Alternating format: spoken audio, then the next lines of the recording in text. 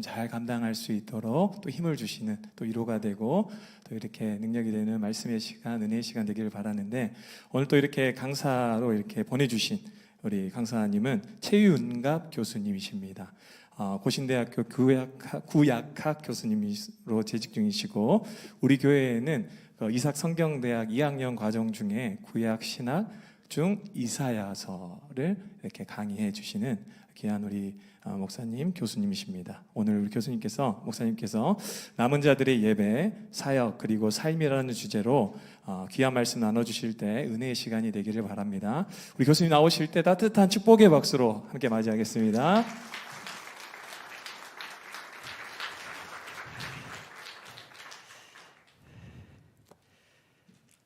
예, 반갑습니다.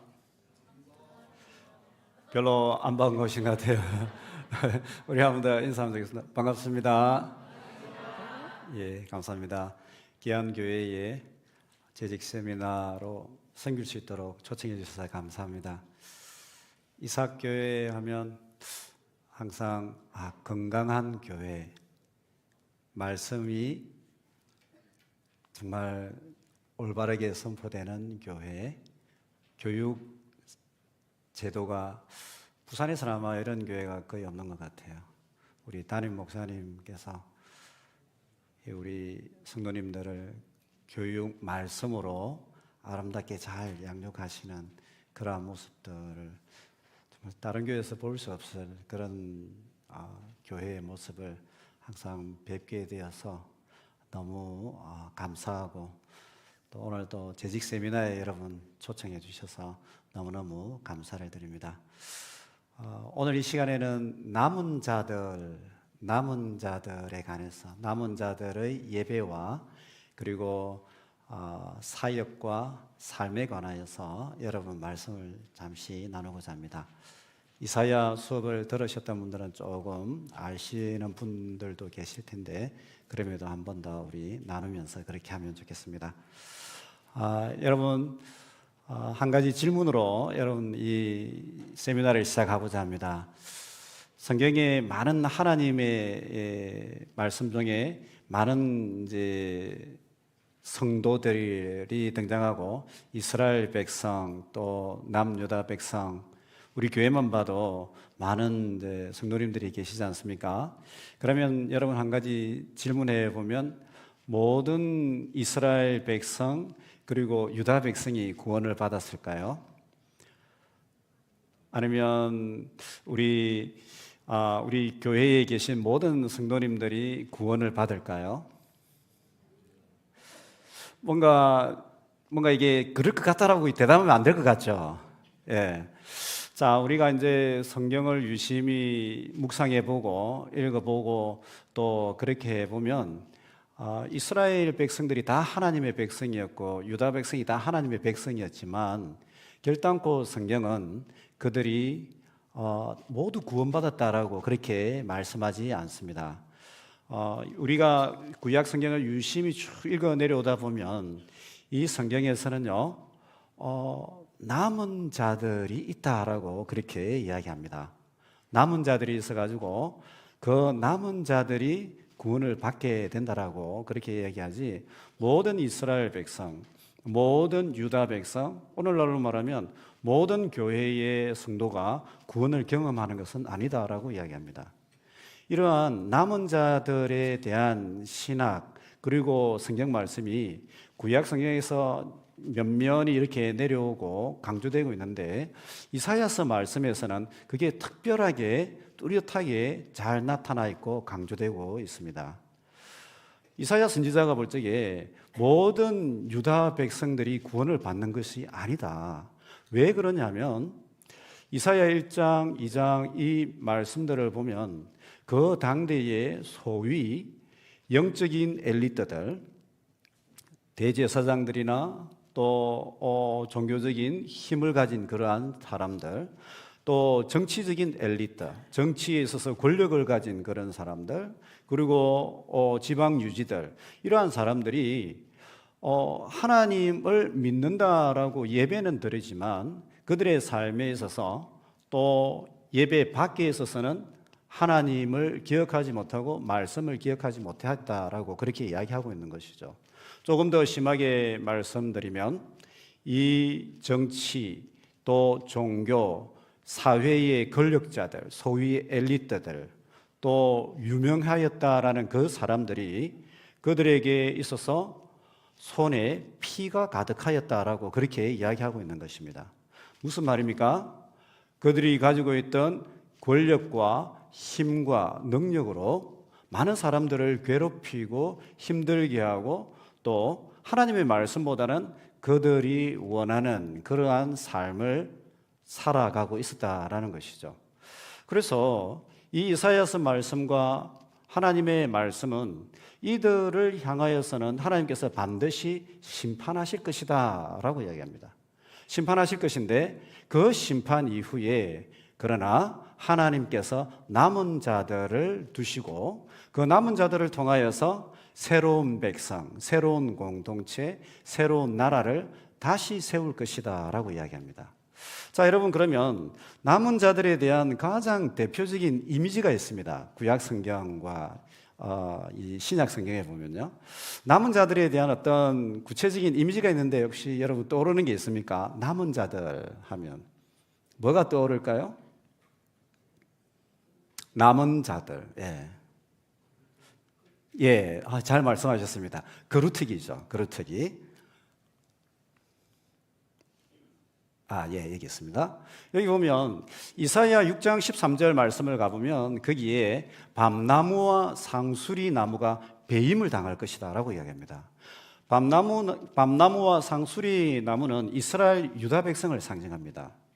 자, 이 나무들이 배임을 당한다라는 이 말은 하나님께서 그 당대에 하나님을 믿는다라고 하지만은 그들의 삶을 통하여서 하나님의 말씀을 살아내지 못하였던 그들을 하나님께서 공의로 심판하실 것이다라는 그 말씀입니다. 자, 심판하였음에도 불구하고 하나님께서 남은 자들, 이 거루트기와 같은 자들을 통하여서 새로운 백성을 일으킬 거고 이들을 통하여서 사역을 일으킬 거고 하나님 나라를 세워갈 것이다라고 이야기하는 것이죠. 자, 여러분, 그러면 이 거루트기의 가장 큰 힘은 뭘까요? 거루트기의 능력이라 하면 여러분 뭐라 할 수 있겠습니까? 뿌리. 그 뿌리에서 뭐가 일어나는 것입니까? 새싹이 일어난다는 거죠. 새싹이. 이 거루트기를 통하여서요, 여러분, 새로운 싹이 일어나고 생명이 일어나가지고 이 나무가 새로운 나무로 자라가게 될 것이다 라는 것을 이야기합니다.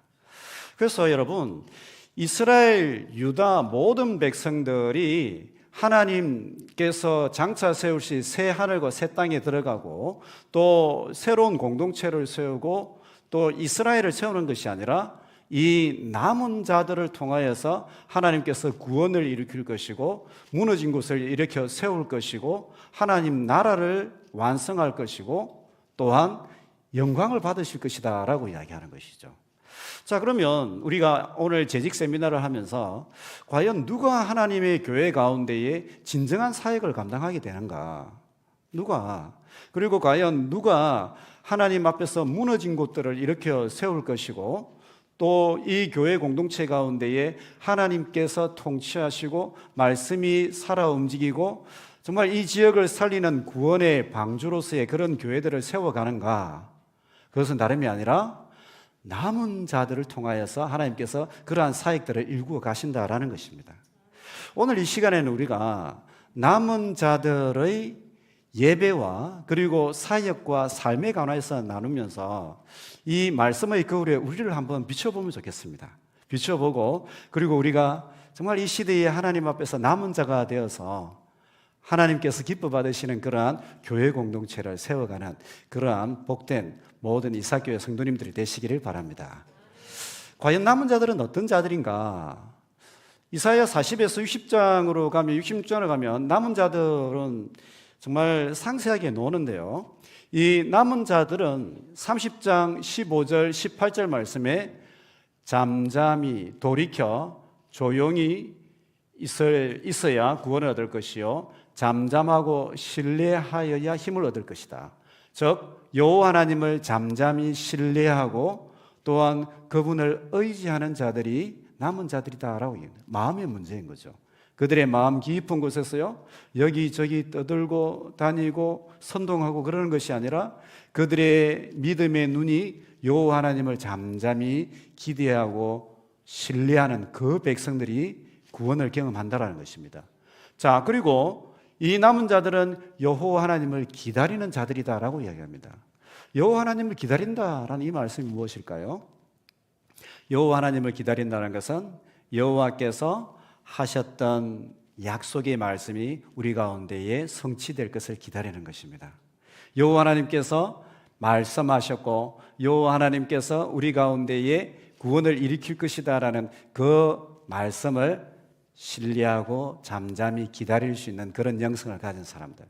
그래서 이 여호와 하나님을 기다린다라는 이 표현은 믿음의 또 다른 표현입니다, 여러분.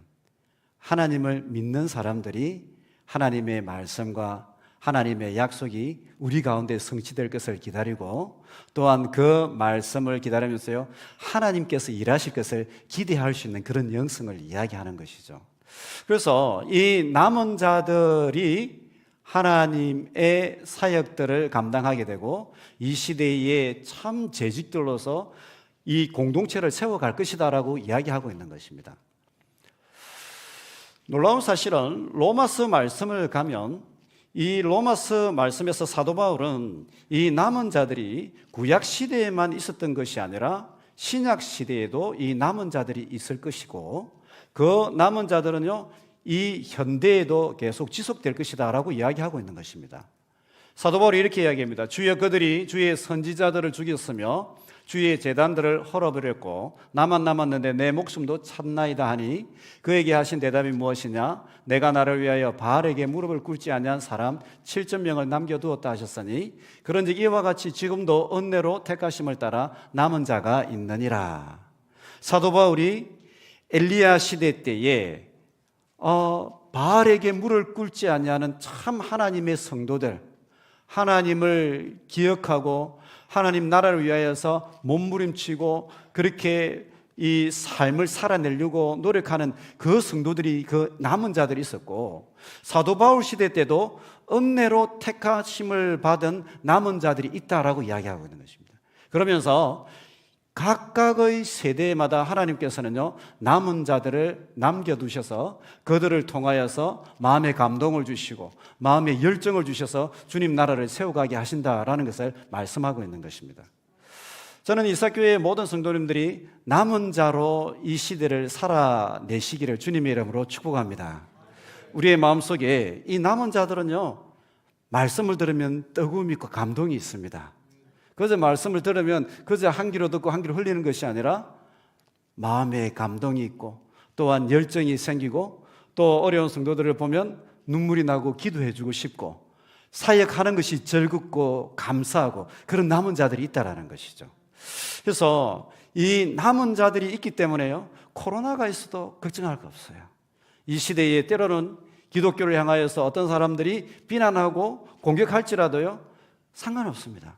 하나님께서 각 시대마다 은혜로 택하여 남은 자들을 두셨고 그들을 통하여서 이 시대도 하나님의 교회를 세워가고 하나님께서 구원을 이루어가고 선교와 또 부흥의 역사를 이루어가기 때문에 하나님께서는 그렇게 일하신다라는 것이죠.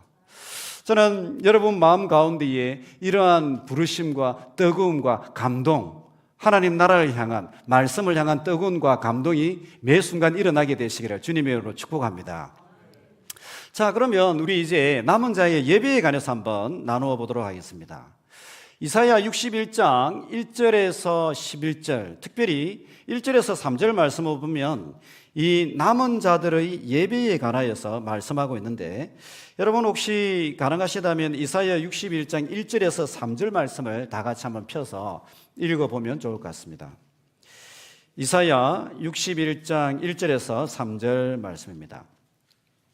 이사야 61장 1절에서 3절, 구약 1043페이지 다 같이 한번 읽어보도록 하겠습니다. 시작.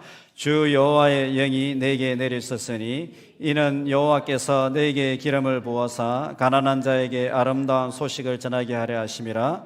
나를 보내사 마음이 상한 자를 고치며 포로된 자에게 자유를, 갇힌 자에게 노임을 선포하며 여호와의 은혜와 우리 하나님의 보복의 날을 선포하여 모든 슬픈 자를 위로하되 무릇 시온에서 슬퍼하는 자에게 화관을 주어 그 죄를 대신하여 기쁨의 기름으로 그 슬픔을 대신하며 찬송의 옷으로 그 근심을 대신하시고 그들이 의의 나무 곧 여호와께서 심으신 그 영광을 나타낼자라 일컬음을 받게 하려 하심이라. 아멘.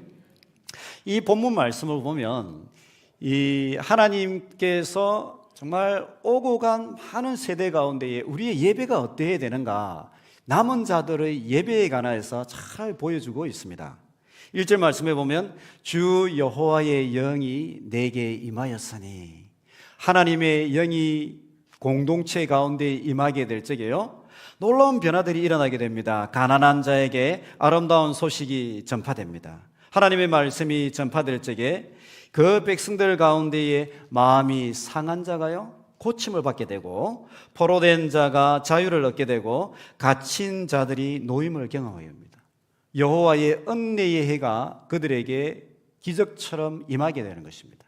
또한 그들 가운데에 슬픔에 잠겨있던 그 백성들이요 위로와 기쁨을 경험하게 되고 운명의 변화가 일어나게 되는 대대적인 변화, 어떻게 보면 새 창조의 역사가 일어나게 되는 것입니다. 우리의 예배는 그저 단순히 이 하나님의 백성들이 모여서 찬양과 또 말씀, 찬양을 드리고 말씀을 듣는 것에 그치는 것이 아니라 주 여호와의 영이 이 공동체와 예배 가운데 임하게 될 적에요 하나님께서 그 백성들 가운데에 놀라운 변화들과 기적들을 일으키시는데, 마음이 상한 자들, 그 상처받은 자들이 치유를 경험하게 되는 그런 역사가 일어나는 것이 남은 자들의 예배인 것입니다. 영적으로 갇혔던 자들, 사회적으로 심리적으로 마음이 갇혀있고 또한 감옥 속에 있던 그 얽매여 있던 자들이 자유를 경험하게 되는 것이 남은 자들의 예배이고요, 또한 세상 속에서 슬퍼하였고 위로받지 못하였던 그들이 이 예배를 통하여서 하나님의 임재와 함께 말씀 속에서 위로를 경험하게 되는 것, 그들의 운명이 변화되는 것, 이것이 남은 자들의 예배가 되는 것입니다. 여러분, 저는 이 이삭교회의 모든 예배 가운데 이런 놀라운 변화들과 회복 역사가 일어날 줄로 믿습니다. 자, 그러면서 이 놀라운 변화들은 어디에서 절정을 이루게 되느냐? 주의 백성들이 의의 나무가 되고, 6절 말씀을 보면요 하나님의 백성들이 이제 제사장이라 일컬음을 받게 되는 거예요. 말씀을 선포하는, 주 여호와의 영이 임하여서 말씀을 선포하는 그분은 대제사장입니다. 대제사장이고, 말씀이 선포되어서 그 말씀을 듣는 청중들은, 남은 자들은 이제 제사장들이 되는 거예요. 제사장이 되어가서 하나님께서 이 백성들 가운데 4절 말씀을 보면 오래 황폐되었던 곳들을 다시 쌓고, 또한 성읍들을 대대적으로 중수하게 되고 일으키게 되는 놀라운 회복의 역사가 일어나게 되는 것입니다. 여기서 여러분, 우리가 눈여겨보아야 될 두 가지 주제가 있습니다. 여러분, 그것이 무엇이냐면요, 하나님의 말씀이 선포될 적에 이 모든 일들이 일어나게 됩니다. 오늘날 말하면 설교 말씀인 거죠. 그래서 과연 우리가 매주마다 듣게 되는 이 설교는 어떤 의미가 있는가?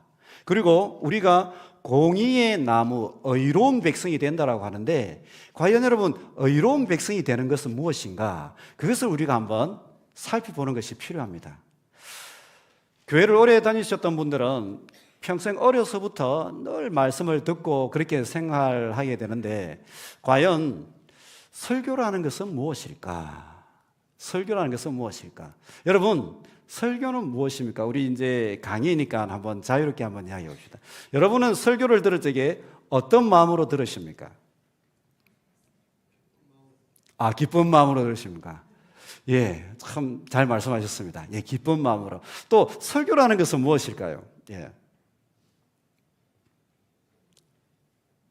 설교란 무엇일까? 여러분, 혹시 설교에 관한 어떤 나름대로의 여러분 생각을 한번 해보신 적이 있으십니까?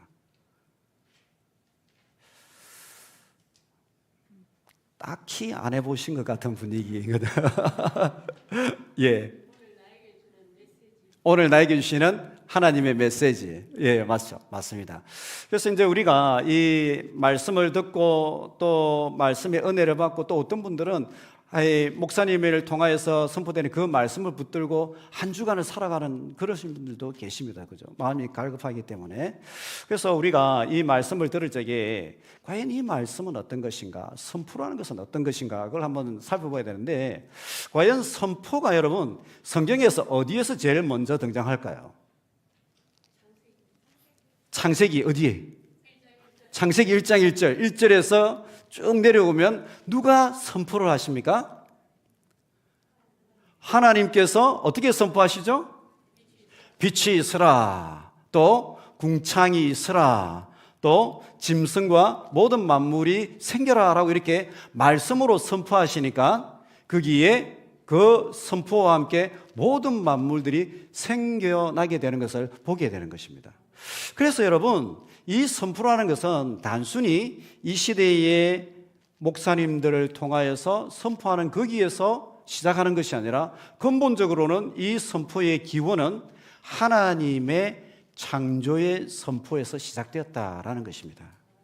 그래서 우리가 이 선포의 설교의 의미를 유심히 한번 살펴볼 것 같으면 이 선포의 최초의 모습은요, 창세기 1장에 등장합니다.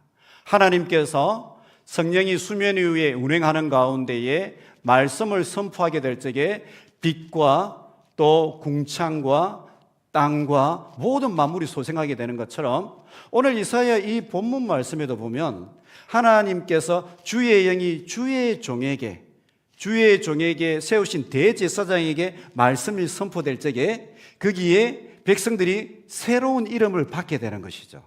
그래서 의의 나무가 될 것이고 또 제사장이 될 것이고 또 62장으로 가면 헵시바라 뷸라라 하나님이 기뻐하는 자가 될 것이다 라고 그렇게 이야기하는 것입니다. 그래서 제가 이 선포라는 것, 설교라는 것은 어떤 의미가 있을까 좀 한번 유심히 한번 파보게 되었습니다. 이사야 61장의 말씀과 창세기 1장의 말씀을 제가 유심히 한번 파보면서 여기에 유사한 점들이 너무 많아요. 먼저는 동사를 찾아보면요, 카라 아마르, 선포하다, 이름 짓다라는 이 동사들이요, 창세기 1장 하나님의 선포와 그리고 이사야 61장 이 선포에 나타나는 거예요.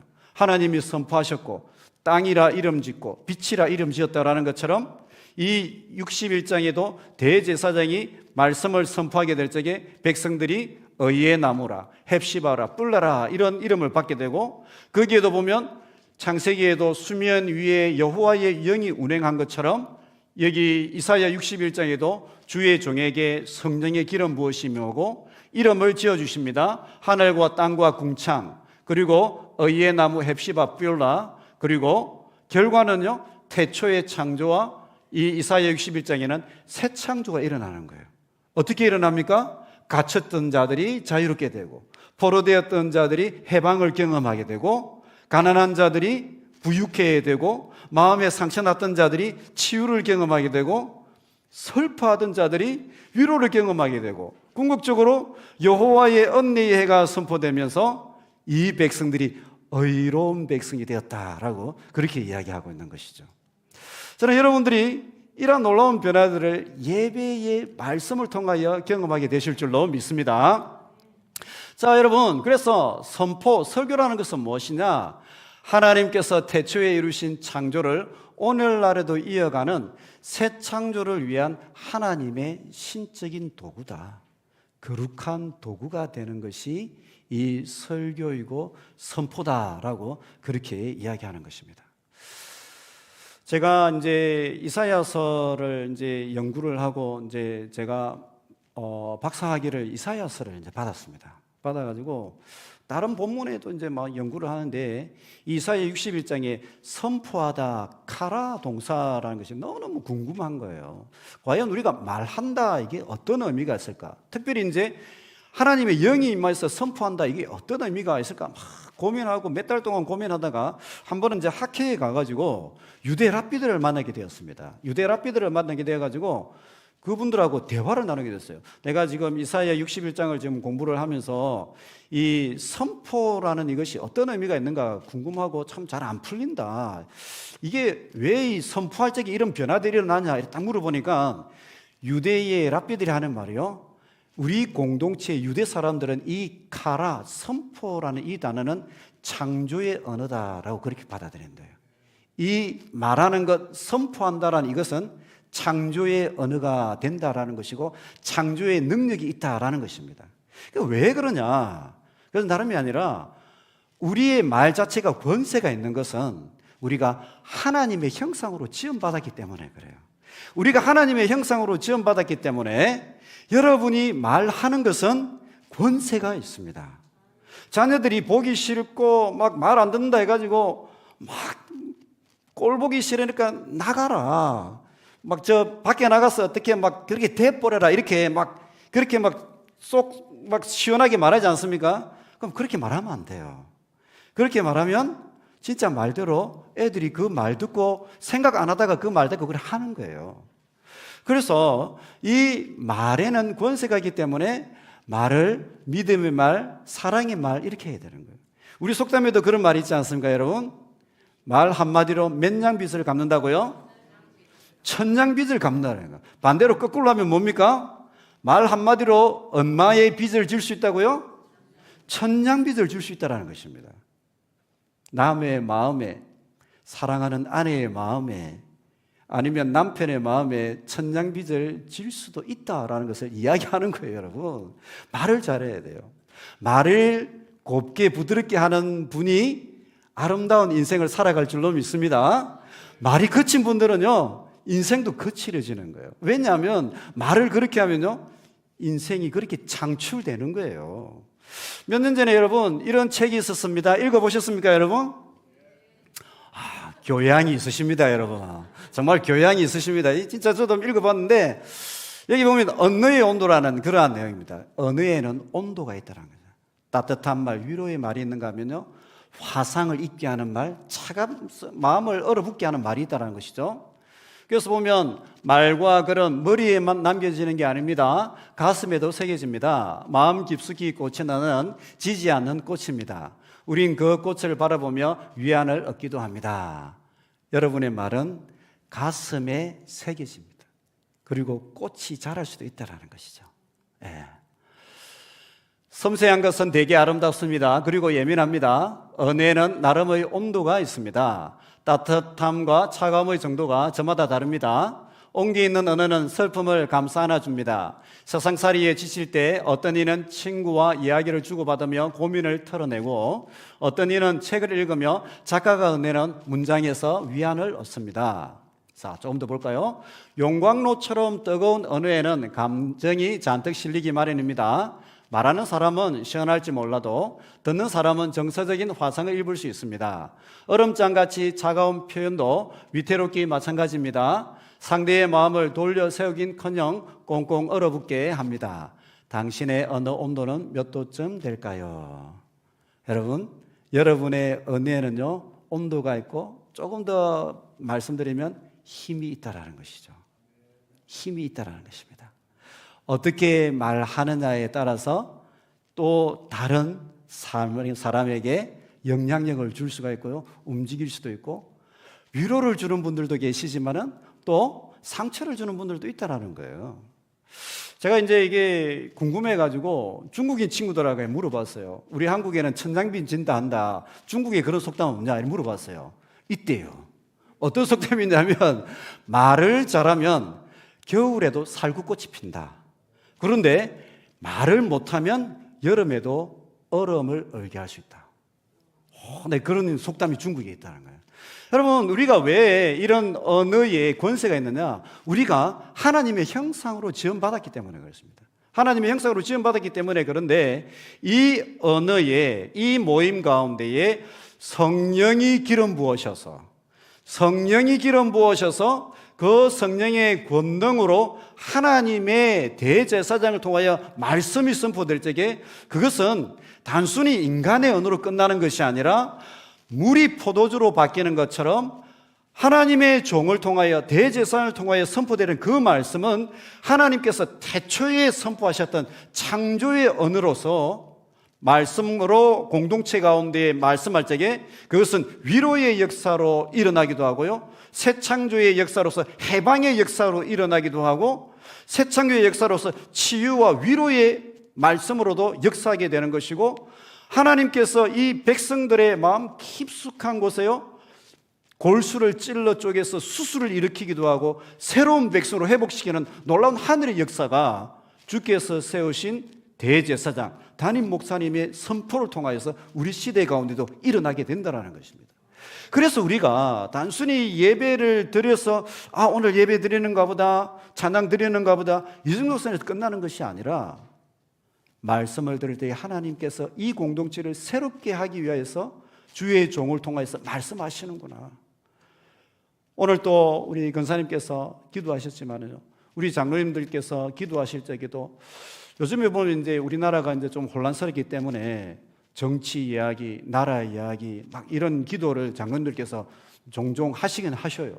저도 이제 충분히 이해는 되지만 그럼에도 불구하고 예배에 드리는 기도의 가장 중요한 기도는요, 예배에서 주의 종을 통하여서 선포되는 이 말씀이 성령의 기름 부으심을 통하여서 창조의 역사가 우리 가운데 일어날 수 있도록, 말씀을 듣는 우리에게 자유함과 해방과 위로와 권세와 지혜가 임하는 그러한 역사가 일어날 수 있도록 하나님 도와주시고 임재하여 주시옵소서. 성령님 우리의 마음을 어루만져 주셔서 하나님 부드러운 마음 주셔서 우리가 반응할 수 있도록 역사해 주십시오. 이 기도가 가장 중요한 기도다.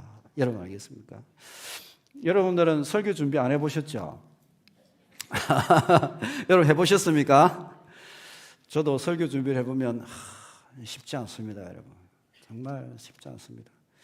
그러니까 남이 하는 건 다 쉬워 보여요. 그런데 쉽지 않아요. 제가 예를 하나 들어볼게요. 최근에 이제 저녁 먹으려고 아내랑 이제 저녁 준비를 하다가 저보고 상치를 씻으려는 거예요. 그래서 상치 씻는데 제가 겨울이니까 따뜻한 물로 상치를 씻었어요. 따뜻한 물로 상치 쫙 씻으니까 아내가 대뜸 저보고 하는 말이, 이 나이를 그 정도 먹을 정도로 그것도 모르냐, 상치를 따뜻한 물로 씻는 사람이 세상에 어디 있느냐, 상치는 차가운 물로 씻어야 되는데 그래야 상치가 오래가고 사각사각한 맛이 있지, 상치를 따뜻한 물로 씻는 사람이 어디 있냐고. 제가 그걸 여러분 어떻게 알겠습니까? 여러분 상치 물론 씻어봤지만 여름에는 시원한 물로, 겨울에는 따뜻한 물로 누구든지 그렇게 할 수 있잖아요. 그런데 아니라는 거예요. 여러분 설교 준비하기 위해서 밤을 지새워 보지 않은 분들은 참 함부로 말할 수 없습니다. 여러분 많이 목사님을 위해서 특별히 말씀 선포에 성령님께서 기름 부어주시도록 여러분 늘 기도해 주시기를 주님으로 축복합니다. 예. 자, 여러분 이렇게 폴 와셔라는 목사님이 이렇게 이야기했습니다. 설교에 관해서 이야기하면서 The biggest problem in this world is not politician, it's preacher. 이렇게 합니다. 여러분 이게 무슨 뜻인지 다 아시죠? 다 아시죠? 우리 이삭교회는 다 아시리에 좀 있습니다. 이 세상에 가장 큰 비중 있는 이 문제는 정치인이 아니다. 정치인이 아니라 누구라고요? 설교자들이다. 여러분 이 세상을 변화시키는 가장 중요한 비중을 차지하는 분들은 누구냐? 정치인이 아니라 설교자들. 왜? 설교자들을 통하여서 하나님께서 이 세상을 새롭게 회복하시고 창조해 가시기 때문에. 자, 그렇기 때문에 여러분 선포, 설교는 이 시대 가운데 하나님의 백성들과 공동체를 새롭게 창조해가는 하나님께서 주신 최고의 효과적인 도구이기 때문에 이 말씀 선포가 온전히 잘 될 수 있도록 그렇게 여러분들 늘 기도하고 그렇게 하셔야 된다라는 것입니다. 자, 그러면 대제사장이 이렇게 말씀을 선포할 적에 주의 백성들은 그럼 어떤 변화를 경험하게 되느냐?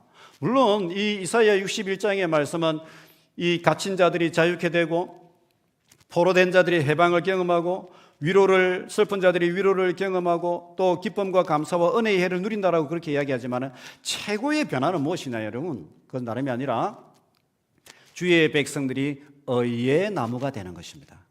이사야 61장 3절 말씀에 보면 주의 백성들이 이제 의의 나무가 될 것이다. 더 정확하게 말하면 공의의 나무가 될 것이다.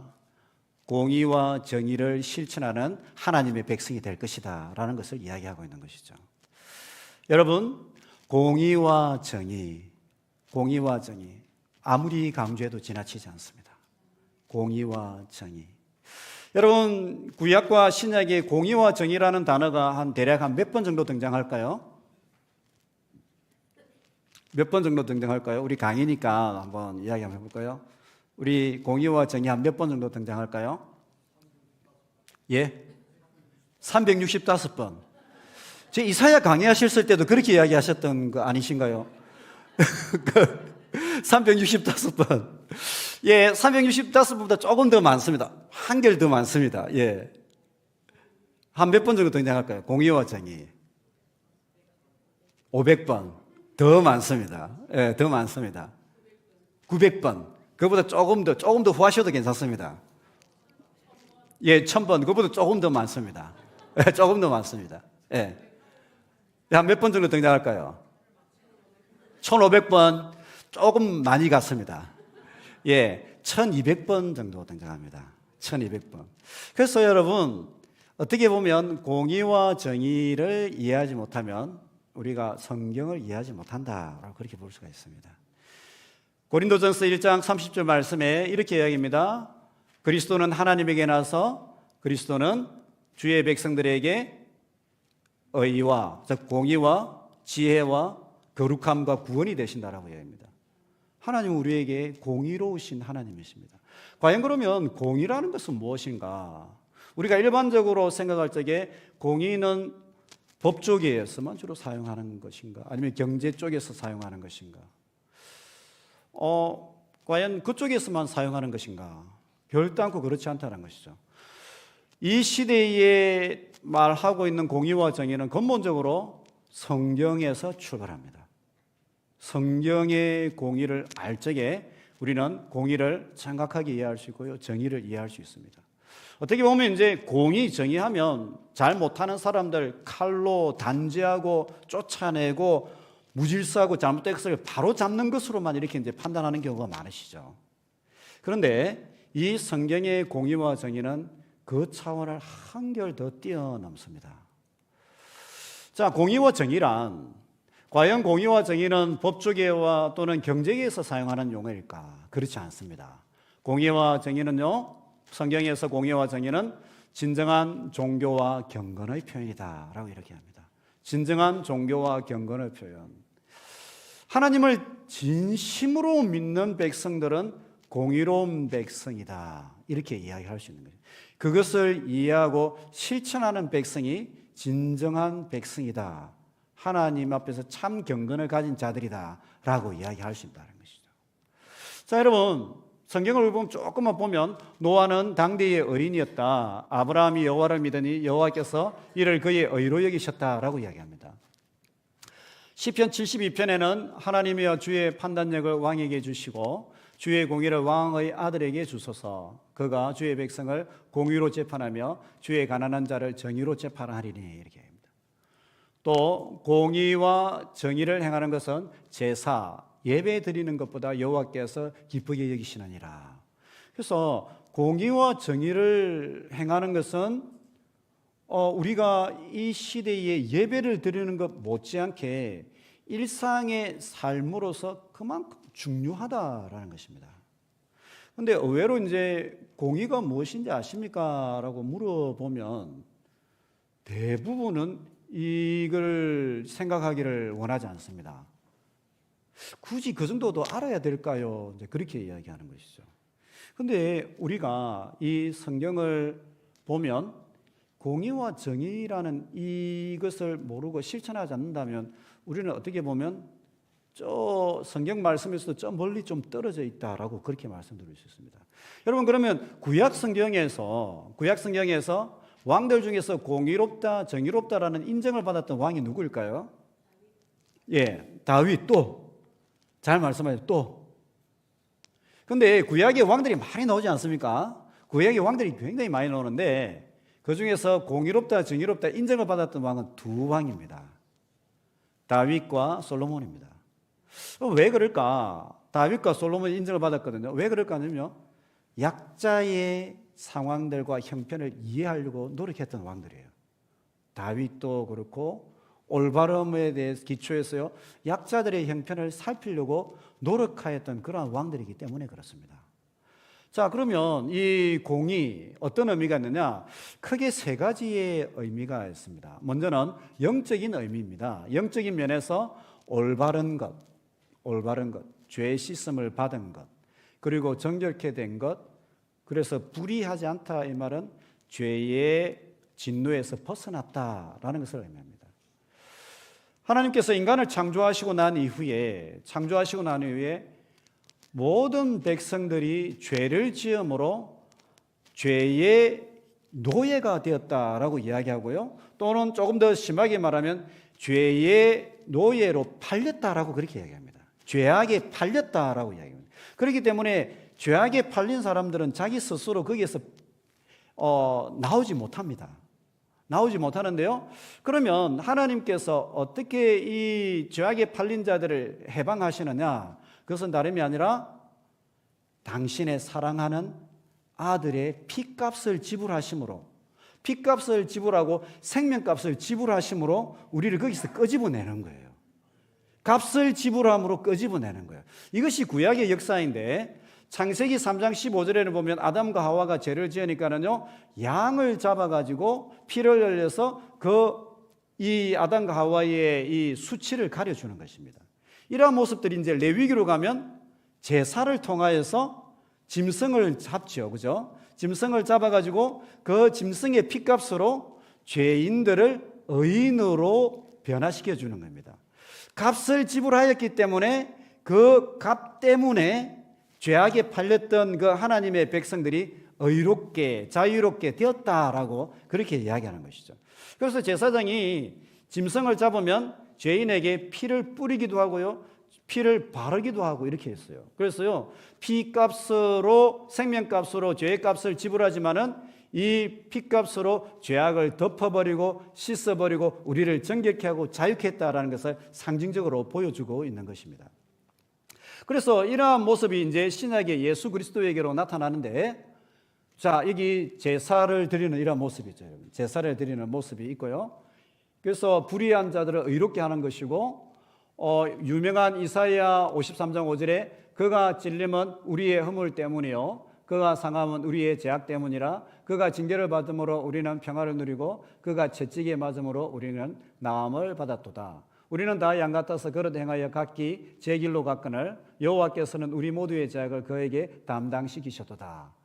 우리를 대신하여서 징계를 받으시고 대신하여서 상함을 받으시고 대신하여서 찔림을 받으심으로 우리가 자유케 되었다, 의롭게 되었다, 죄의 값을 지불하셨다라는 내용입니다. 그래서 신약의 말씀은요, 이렇게 이야기합니다. 복음에는 하나님의 공의가 나타나서 믿음으로 믿음에 이르게 하나니 기록된 바 오직 의인은 믿음으로 말미암아 살리라 함과 같으니라. 하나님께서 죄인을 위하여서 어린 양의 피값으로 우리를 구원하시고 살리셨다. 이 공의의 모습을 어떻게 우리가 받아 누리게 되느냐?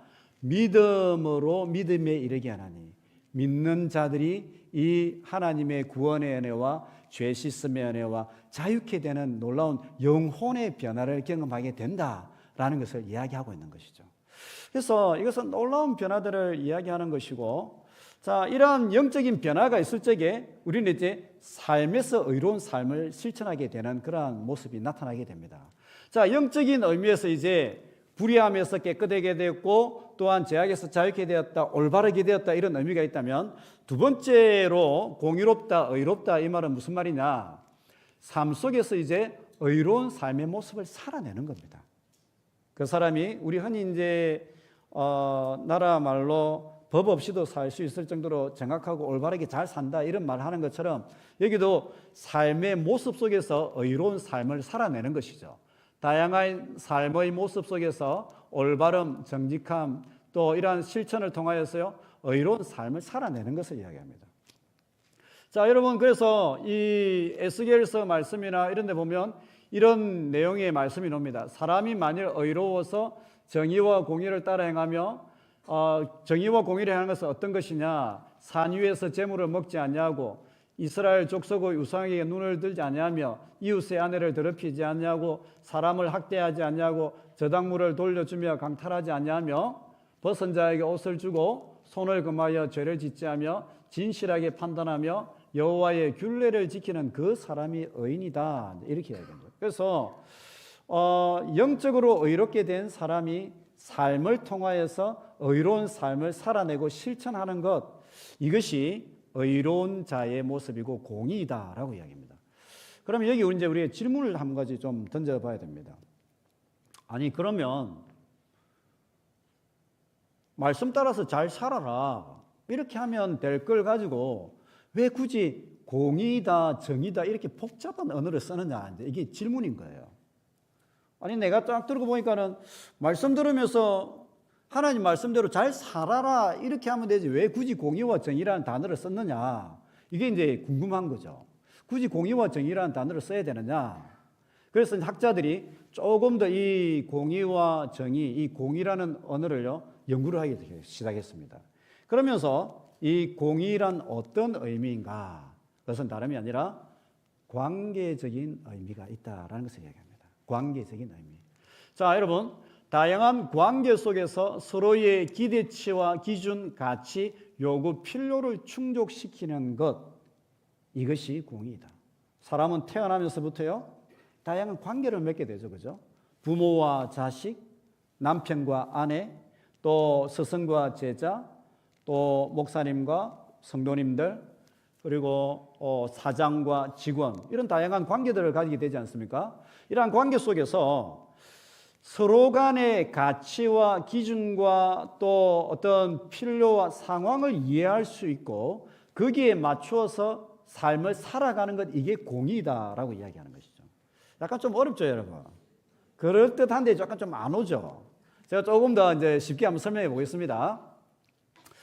여러분, 이게 이제 차가 있습니다. 이제 차가 있는데 일방통행입니다. 일방통행인데 쭉 이렇게 가는데 일방통행 가는데 이 일방통행의 이 모습을 만약에 여러분 이런 교차로에서 만약에 한다. 교차로가 있는데 나는 일방통행만 해야 되겠다라고 하면서요 자기가 원하는 그러한 일방통행만 한다. 그러면 어떤 일이 나겠습니까, 여러분? 사고 나죠, 그죠? 큰 사고 나는 것입니다. 자칫 잘못하면 한 번의 사고로 어떤 일이 일어날 줄 모르는 것입니다. 그런데 이러한 관계를 맺어가는 사람들이 있을 수 있다는 것입니다. 마치 일방통행인 것처럼 자기의 가치, 기준, 상황, 형편, 필요만, 기준만 생각하고요. 남의 상황과 가치와 기준을 생각하지 않으면 그거는 공의롭지 못하다라는 것을 이야기합니다. 조금 더 쉽게 여러분 한번 설명해 보겠습니다. 자, 남편과 아내가 있습니다. 율법과 말씀이 있죠. 율법과 말씀이 있는데 이 관계 속에서요 남편과 아내 속에 가치와 기준과 또 기대치가 생기게 되는 것입니다. 이것을 잘 알고 남편은 아내의 상황과 기대치와 가치를 이해하고 아내는 남편의 가치와 기대치를 이해하면서요 그렇게 살아갈 수 있는 삶을 살아가는 것, 이게 공의다라는 것입니다. 조금 더 쉽게 이야기해 보겠습니다. 남편이 있습니다. 남편이 있는데 싱글이에요. 아직 결혼 안 했어요. 싱글인데 결혼 안 했는데 자기 혼자 이제 뭐 직장 생활 하다가 이상하게 한 1년, 2년 이렇게 지나니까는 이제 상사가 자꾸 갈구는 거예요. 자꾸 갈구는 거예요. 별일도 아닌 걸 자꾸 트집을 잡는 거예요. 근데 한 번은 이렇게 하는데 아예 안 돼. 막 뚜껑이 열리게 이제 그렇게 하는 거예요. 그래가지고 이 청년이 직장을 그만두고 유럽 배낭여행을 30일 동안 갔어요. 그럴 수 있습니까? 없습니까? 뭐 그렇게 하려면 할 수는 있겠죠. 그죠? 뭐 그렇게 하려면 할 수 있습니다. 근데 여러분 한번 상황을 한번 봅시다. 이 남편이 이제 남자가 결혼을 했어요. 결혼을 했는데 결혼한 남자가 직장 생활하다가 이 상사가 하루는 자꾸 갈구더니만 이제는 대놔놓고 막 이렇게 막 표를 내고 그렇게 하는 거예요. 그래서 아내와 상의도 없이 혼자 직장을 그만두고 유럽에 배낭여행 30일 갔어요. 이 남편이 잘한 겁니까? 못한 겁니까? 이렇게 할 수는 있습니다, 여러분. 죄를 지은 것은 아닙니다. 감옥 갈 일은 아닙니다. 그러나 이 남편은요, 뭔가 지금 상황을 파악을 잘 못하고 뭔가 모자라는 거예요. 그죠? 왜냐? 지금은 한 아내의 남편이기 때문에요. 아내의 상황과 자녀의 상황과 교육과 또 가정 형편을 살피면서요. 그것을 위해서 때로는요. 이 남편이 가정의 상황과 평화를 위해서 조금 인내하고 수고하는 이 남편이라면요. 그 남편은 공의로운 남편인 것입니다. 반대로 여러분 한번 들어봅시다. 아내의 상황인데 아직 결혼 안 한 처녀입니다. 처녀가 한 번은 이제 인터넷 들어가서 이제 인터넷을 보니까는 너무 좋은 백이 보이는 거예요. 샤넬 백이 보여요. 루이비통 백이 보이는 거예요. 그래가지고 이렇게 하면 안 되는데 지름신이 내려가지고 이제 클릭을 했어요. 클릭을 해가지고 이게 이제 자기한테 이제 배송이 됐습니다. 그럴 수 있습니까? 없습니까? 그럴 수 있죠. 그렇게 하려면. 그런데 여러분 한번 생각해 보시죠. 지금은 이제 처녀가 아니고 결혼한 어머니입니다. 어머니가 저녁에 인터넷 보다가 가구가 너무 좋은 거야. 가구가 너무 좋고 소파가 너무 좋은 거예요. 그것을요, 남편하고 상의도 안 하고 자기 혼자 그것을 클릭해서 했다.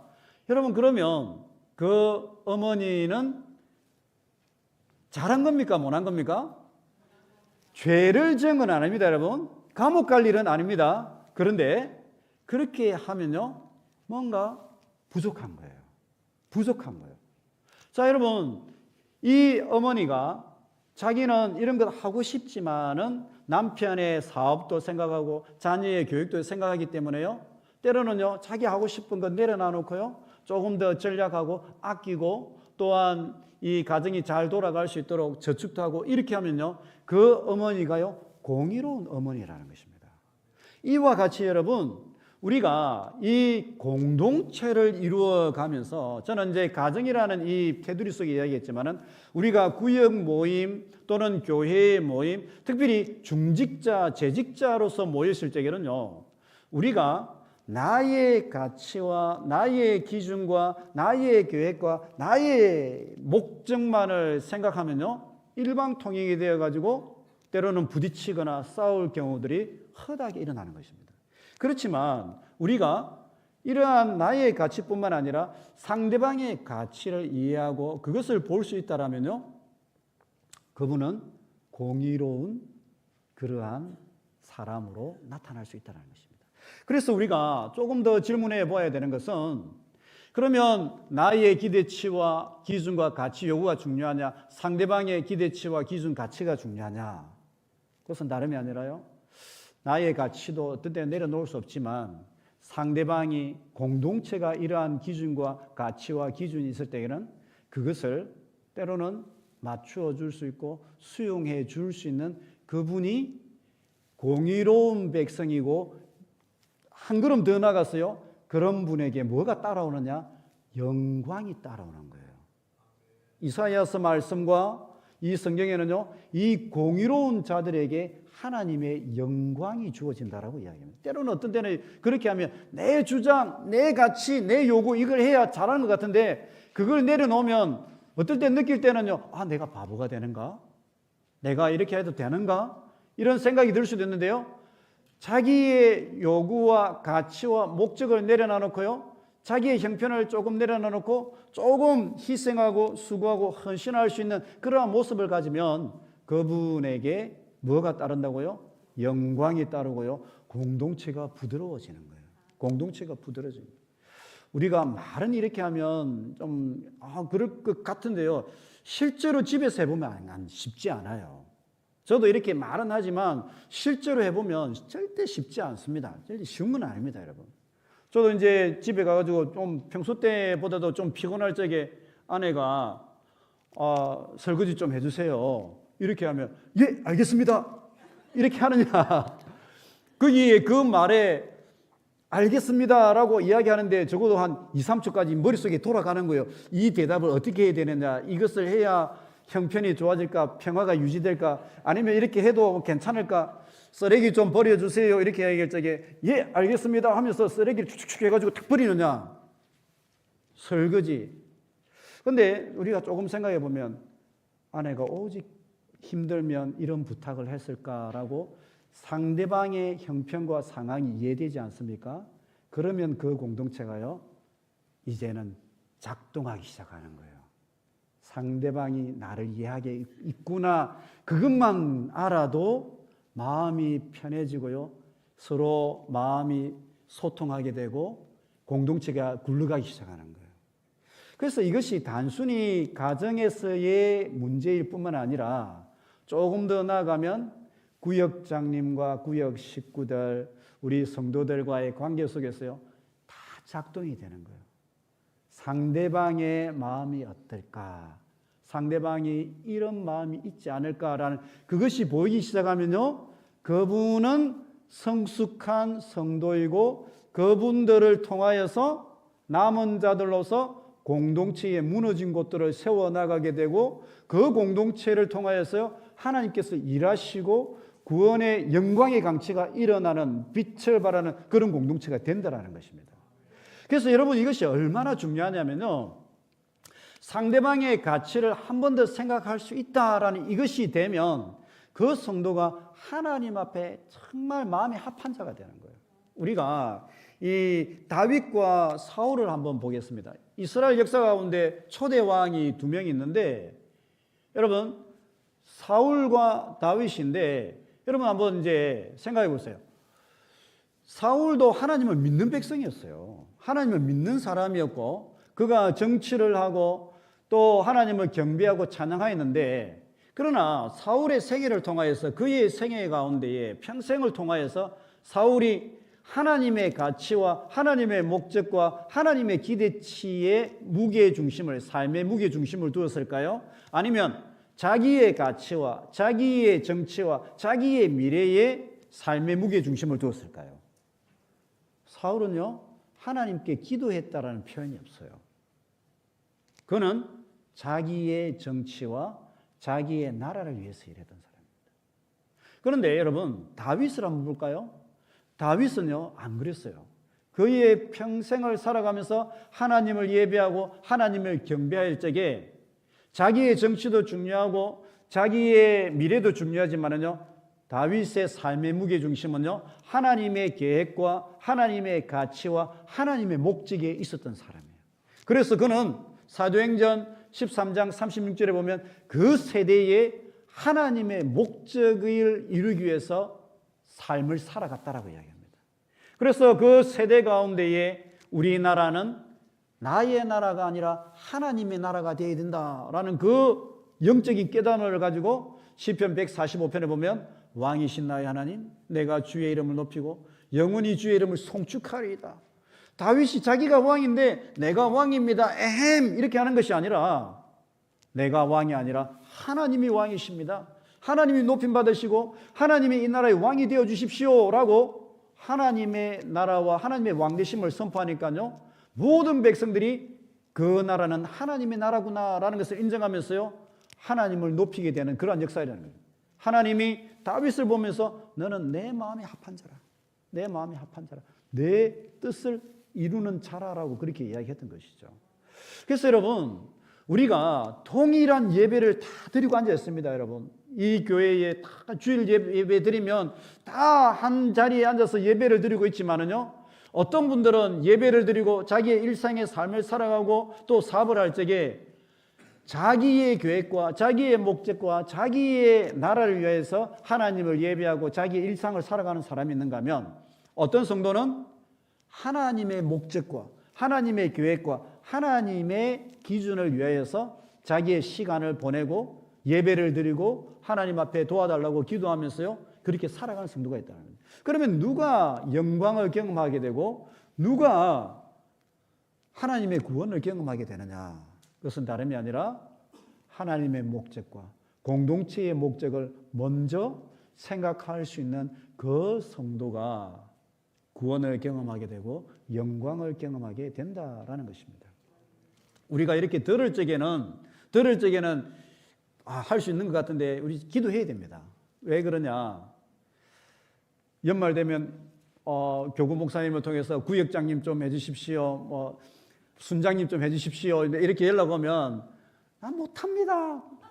배째라 하면서 강단에서 이런 표현 써도 되는지 모르겠지만은 저는 못합니다라고 하면서요 전화 오면 막 카톡 오면 막 아예 그렇게 하는데 그게 우리의 일상이 되기도 참 쉬운 거죠. 실제로 그것을 깨닫고 삶 속에서 살아내는 것은요 대단한 겁니다, 여러분.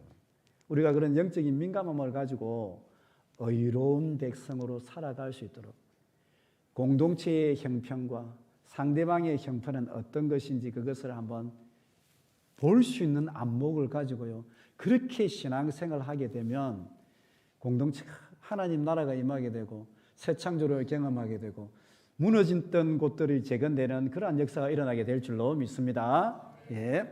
자, 그래서 여러분 공의의 적용, 성령님을 모신 사람의 가장 큰 특징은 다양한 삶의 환경과 선택 속에서 올바름, 옳음, 공평함을 추구한다라는 것입니다. 무엇이 옳은가 이걸 늘 고민하고요. 공의의 적용, 공의와 정의는 상대방 또는 공동체의 회복과 축복을 위해 성숙한 자기 희생, 사랑, 인내, 헌신을 실천하는 삶을 의미합니다. 그래서 참 공의라는 것은 상대방과 공동체의 회복과 축복을 위하여서요 때로는 헌신할 수 있고 인내할 수 있고 사랑하고 자기 희생을 할 수 있는 그러한 모습을 가지는 것이 진정한 공의이고 정의이다라는 것입니다. 마치 이런 것이죠. 우리는 공의와 정의하면 나쁜 사람 다 처단하고 끝장을 내고 감옥 보내고 이제는 안 볼 거다라고 이렇게 생각할 수 있는데 그것이 공의의 모습인가? 그것만이 공의의 모습은 아니다라는 것이죠. 왜 그러냐면 보기 싫은 상대가요 내 아들이고 내 딸이고 내 한 공동의 지체면 어떻게 할 건데요? 내 아들이 잘못한다라고 해서 칼로 처단하고 감옥 보내는 것이 끝이냐? 그게 아니다라는 것이죠. 내 아들, 내 딸이 잘못했을 적에는요 때로는 쏘아주고 때로는 기다려주고 때로는 내가 희생하려고 하는 그 부모의 마음을 가지는 것 이것이 진정한 옳음이다라는 것입니다. 아들, 딸이 잘못한다고 막 끝장을 내고 이게 잘하는 것이 아니라 때로는 쏘아줄 수 있는 것 때로는 눈물 짓고 기도할 수 있는 것 때로는 기다려줄 수 있는 것 때로는 내가 먼저 희생하면 언젠가는 깨닫겠지라고 하면서요 기다려줄 수 있는 것 이것이 공의의 모습이라는 것입니다. 그래서 이사야서의 말씀을 보면 1장에서 39장에는 하나님께서 이스라엘 백성들에게 너 잘못해서 빨리 돌아와라고 심판을 이야기했어요. 이것도 공의의 모습이에요. 너 잘못해서 깨달아야 돼 하는데 그런데 40에서 55장에는 하나님께서요 너 돌아오기를 원하니? 라고 하면서요 내 아들을 통하여서 나의 종을 통하여서 희생함으로 너가 구원받을 수 있도록 죄 씻음 받은 이 구원의 길을 마련해 주겠어라고 메시아를 대신 죽이는 것이 하나님의 공의인 거예요. 하나님의 옳음은 잘못했다라고 처단만 하는 것이 아니라 때로는 구원받고 돌아오기를 원하는 그들을 기다려주고 당신의 아들을 희생하면서 품어주려고 하는 것이 하나님의 공의다라는 것이죠. 이것은 세상의 공의와는 차원이 다른 공의인 것이죠, 여러분. 그래서 우리가 공동체 생활을 하면서요, 그런 공의의 모습을 가지려고 우리가 이 땅을 살아가면서 그런 것을 살아낼 수 있는 그런 은혜를 경험하고 누리는 것이 필요하다라는 것을 좀 많이 느끼게 됩니다. 자, 이제 남은 자들의 사역에 관해서 잠시 나누고 그 다음에 이제 시간이 될 수 있는 만큼 이제 남은 자들의 삶에 대해서 잠시 나누도록 하겠습니다. 여러분 괜찮겠습니까? 감사합니다. 자, 이제 남은 자들의 사역인데 이제 느헤미야서입니다, 여러분. 느헤미야서 8장입니다, 여러분. 느헤미야 8장으로 한번 가보도록 하겠습니다. 느헤미야 8장. 우리 느헤미야 8장 1절에서 3절까지 읽고 그 다음에 8절에서 10절까지 이렇게 한번 읽어보도록 하겠습니다. 느헤미야 8장 1절에서 3절 그 다음에 8절에서 10절 구약 737페이지입니다. 737페이지 느헤미야 8장 1절에서 3절 다 같이 한번 읽어보겠습니다. 시작.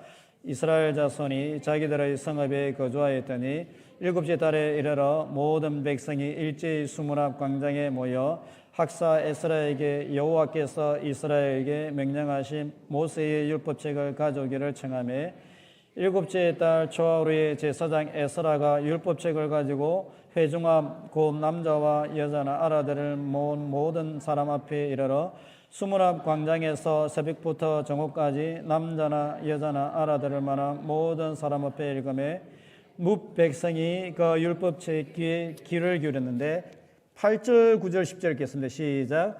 하나님의 율법책을 낭독하고 그 뜻을 해석하여 백성에게 그 낭독하는 것을 다 깨닫게 하니 백성이 율법의 말씀을 듣고 다 오는지라. 총독 느헤미야와 제사장 겸 학사 에스라와 백성을 가르치는 레위 사람들이 모든 백성에 이르기를 오늘은 너희 하나님 여호와의 생일이니 슬퍼하지 말며 울지 말라 하고 느헤미야가 또 그들에게 이르기를 너희는 가서 살진 것을 먹고 단 것을 마시되 준비하지 못한 자에게는 나누어 주라. 이 날은 주의 생일이니 근심하지 말라. 여호와로 인하여 기뻐하는 것이 너희의 힘이니라 하고 아멘.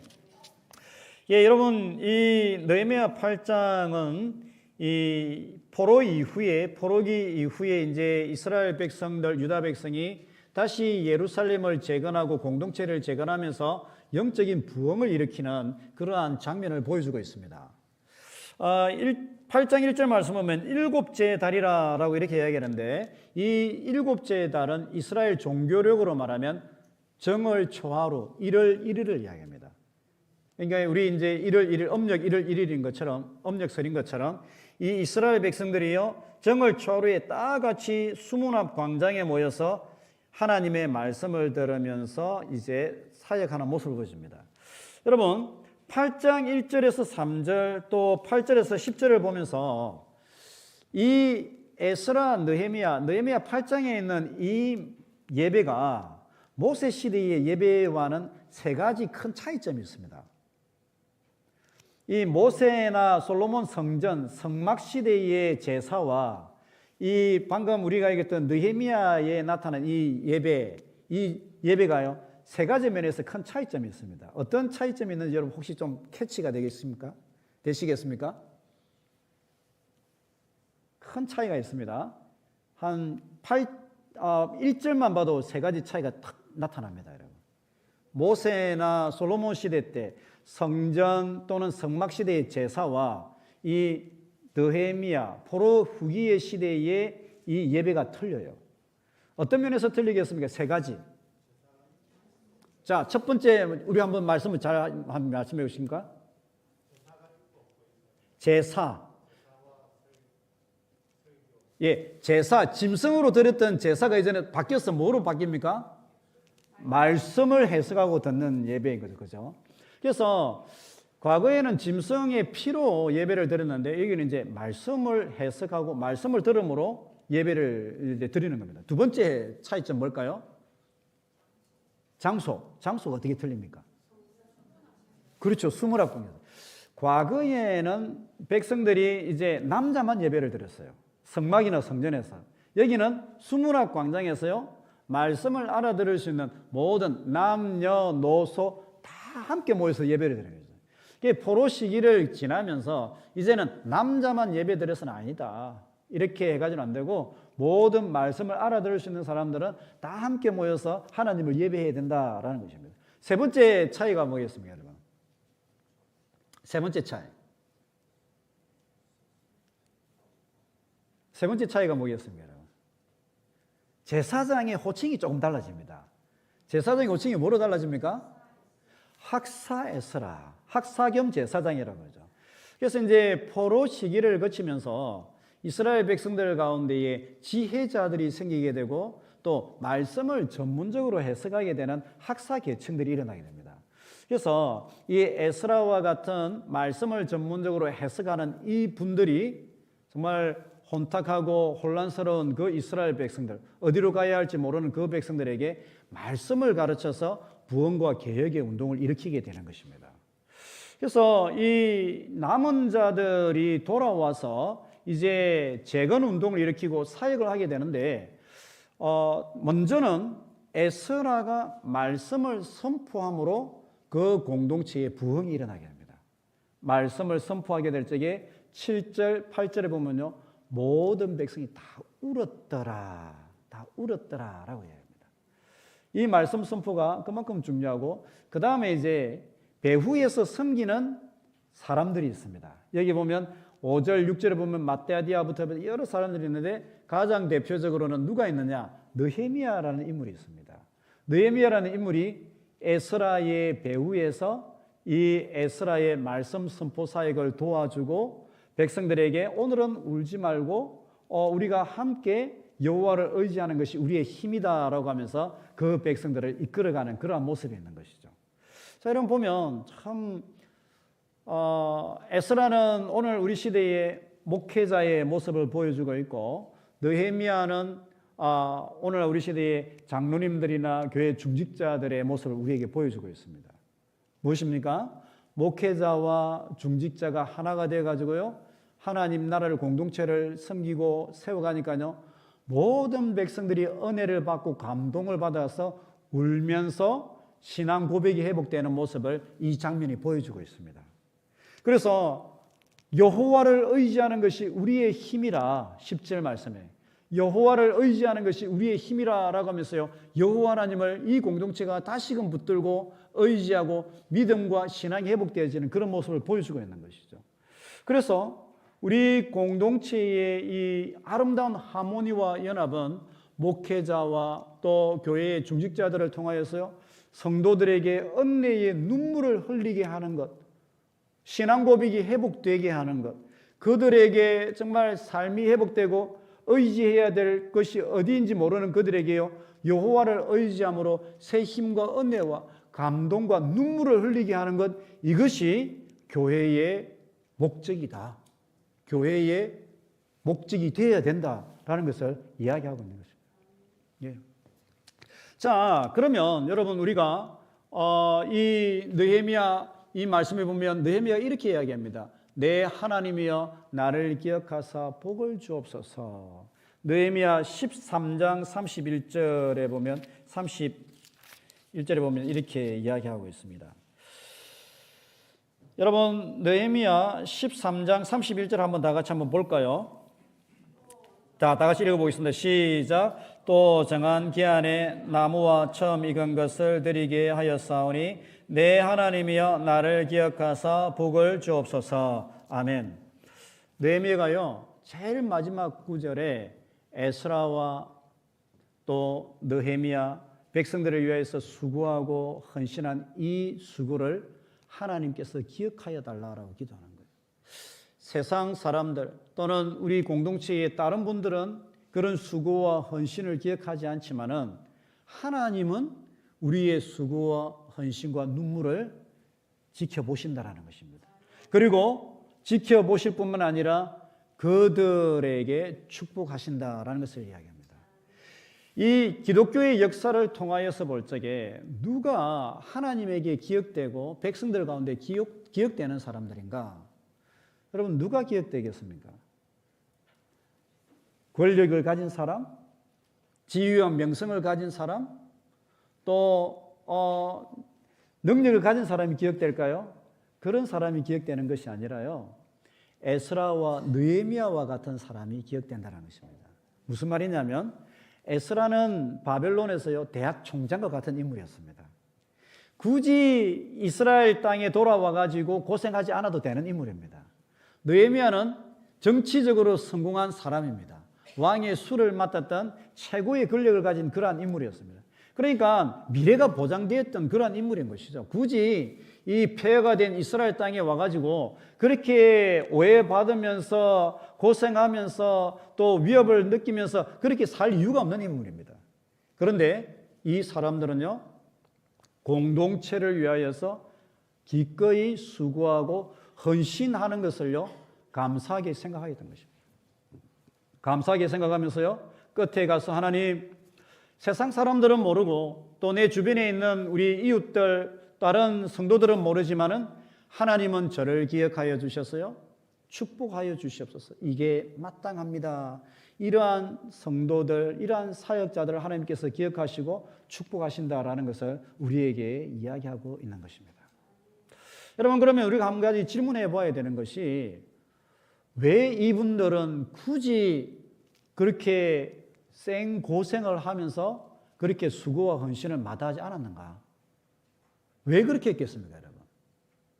이게 이제 하나의 주제입니다.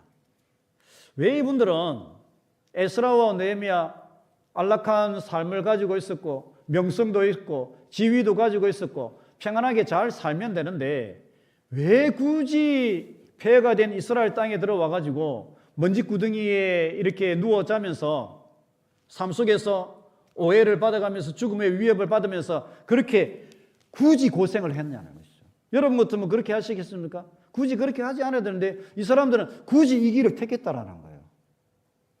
굳이 그 길을 택하여서 이렇게 살아갔다라는 것입니다, 여러분. 왜 그렇게 했겠습니까, 여러분? 그렇죠. 하나님의 나라를 위해서 잘 말씀하셨습니다. 이거를 조금 더 정확하게 이야기한다면 하나님의 잘 말씀하셨습니다. 이것을 이제 조금 더 신학적으로 이야기해 본다면 조금 더 이거를 이제 조금 더 이제 정확하게 이제 조금 더 신학적으로 이야기해 보면 이런 겁니다, 여러분. 이스라엘 백성들에게는요, 이러한 사상이 있습니다. 성경에 면면이 흐르고 있는 사상입니다.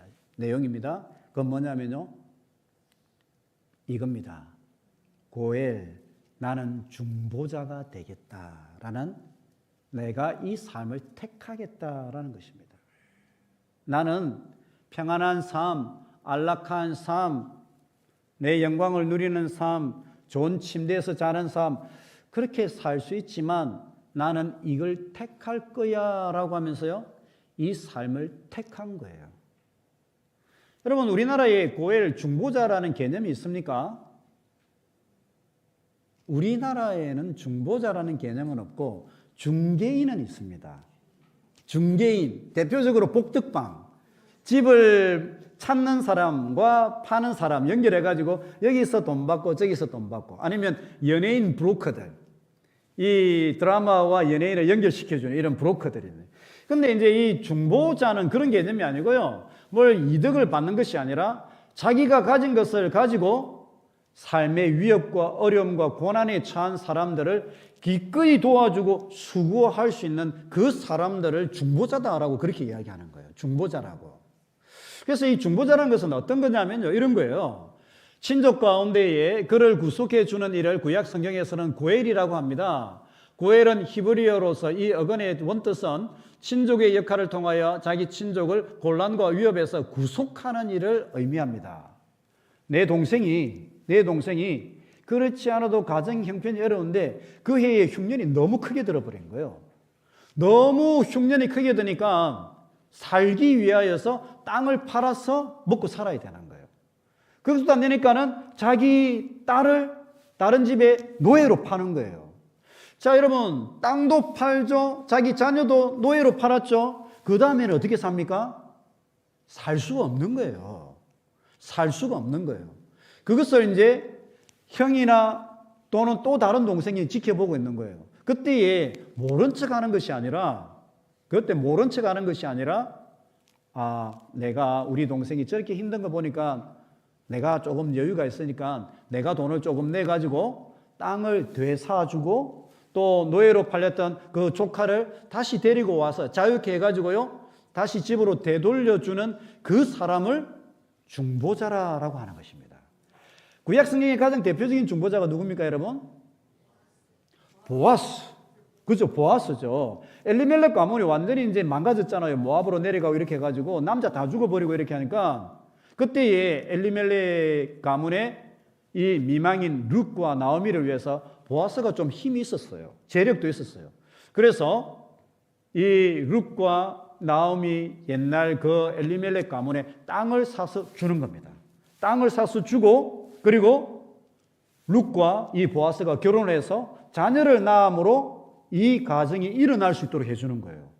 그래서 이 이스라엘 사회 속에서 이 중보자는 속량자, 기업을 무르는 자, 피해 보수자, 사랑의 화신이라는 이런 별명을 받아요. 사랑의 화신이다라고 이런 표현을 하죠.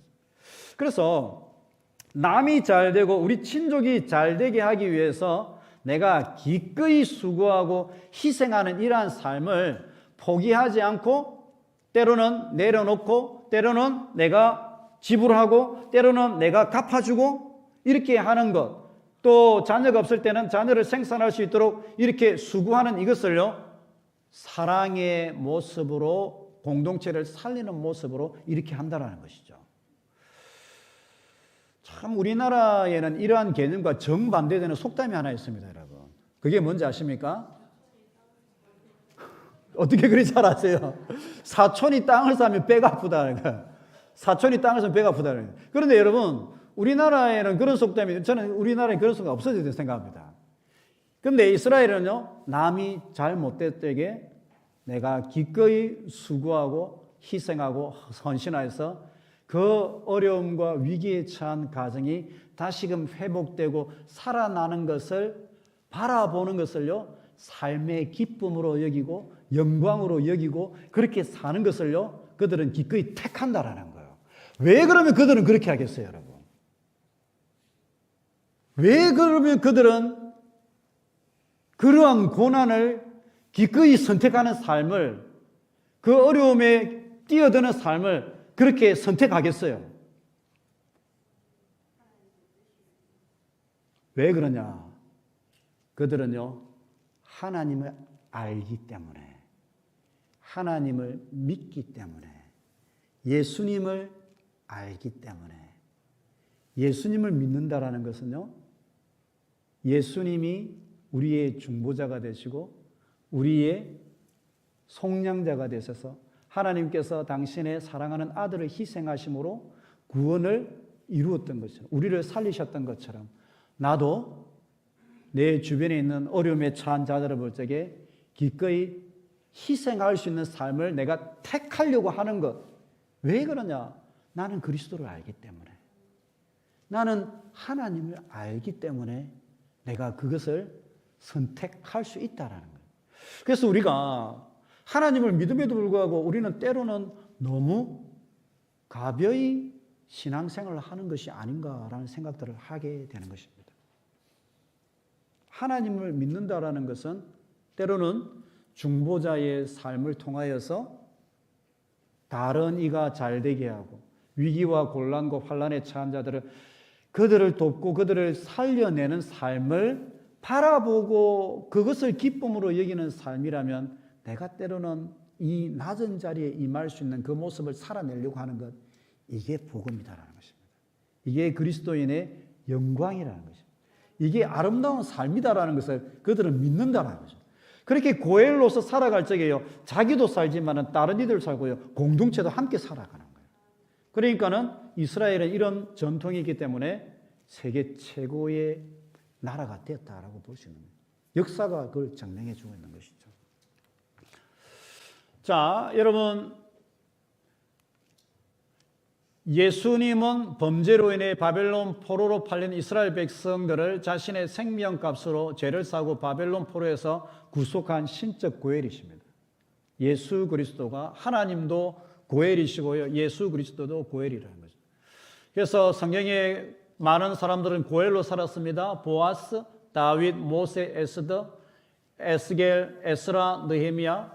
그래서요, 과연 우리가 이 신앙생활을 하면서 진정한 어떤 신앙의 모습은 뭐냐? 남이 잘 되도록 하려고 하는 그러한 모습들을 가지는 그러한 목사님, 그러한 성도님, 그분들의 신앙이 고귀한 신앙이고요, 성경이 말하는 사역을 감당하는 것입니다. 남이 잘되게 기도해 줄 수 있는 그러한 모습, 남이 우리 구역 식구들, 또 우리 목사님, 또 우리 부교육자들 위해서 또 잘되게 하려고 하는 그러한 모습들, 또 여러분들도 여러분 자녀들뿐만 아니라 그건 당연한 거죠, 그죠? 우리 주변에 있는 사람들까지 잘되게 만들어 주려고 할 수 있는 그런 모습을 가지는 것, 이것이 진정한 그리스도인의 삶이다. 그것이 우리의 영광이다라는 것이죠. 자, 이제 마지막으로 여러분 이제 이것만 하고 마치도록 하겠습니다. 그러면 우리 남은 자들은 어떤 신앙생활을 해야 되느냐? 했다면 사회생활은 어떻게 해야 되느냐? 공동체 생활을 어떻게 해야 되느냐? 이사야 58장 말씀에 보면 나옵니다. 이사야 58장을 보면요. 하나님의 백성들은 그러면 이 사회 속에서 어떻게 살아가야 되느냐? 금식이라는 문제를 들고 와서 이제 이야기를 합니다. 3절에서 5절을 보면 참된 금식에 대한 이야기를 합니다. 참된 금식에 대해서 얘기하는데 포로 후기 시대에는 금식이라는 것이 아주 중요한 영적인 지표였습니다. 우리나라에는 이제 술, 담배 안 하는 것을 이제 하나의 지표로 보는데 포로 후기 시대 때는 금식이라는 것이 영적임의 어떤 지표였습니다. 그래서 에스더가 자기 민족을 위해서 기도할 적에 3일 동안 물을 먹지 않냐고 하나님께 기도할 테니 금식 기도할 테니 기도해 달라 이렇게 이야기하지 않습니까? 그래서 이 금식이라는 게 가장 굉장히 중요했는데요. 이 본문에 보면 이렇게 이야기합니다. 58장 3절 4절에 보면 우리가 금식하였는데 주께서 왜 그것을 보지 않으시나이까? 우리가 우리의 영혼을 괴롭게 하였는데 주께서 왜 그것을 알아주지 않으시나이까? 보라, 너희의 금식의 날에 너희는 즐거움을 추구하고 너희 모든 일꾼들을 압제하였도다. 보라, 너희는 분쟁하고 다투고 악한 주먹으로 치기 위하여 금식하는도다. 오늘 너희가 하는 금식은 너희 목소리가 높은 곳에 하늘에 상달되게 하기 위한 것이 아니니라. 그래서 이 백성들이 금식은 한다라고 하지만은 그들의 즐거움을 위해서 살아가고 또 하나님의 뜻이 이루어지기를 기도하는 것이 아니라 싸우고 약한 자들, 일꾼들을 압제하는 그러한 모습으로서 이러한 금식을 했다는 것이죠. 그러면서 참된 금식과 참된 영성은 무엇이냐라는 것을 얘기하는데요. 이렇게 나옵니다. 6절, 7절, 8절에 보면 참된 금식, 참된 영성은 이런 것이다 라고 얘기합니다.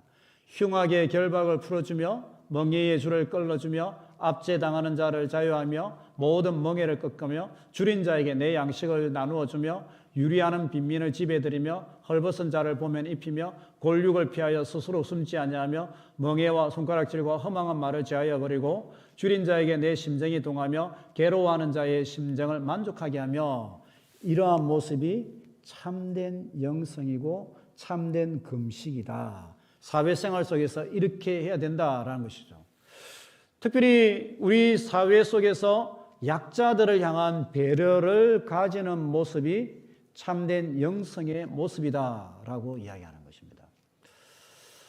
여러분 혹시 이분 아십니까? 혹시 이분 책 읽어보신 분 계십니까? 예, 잠언 30, P31 이 책 쓰셨죠. 하형록 목사님이라고 합니다.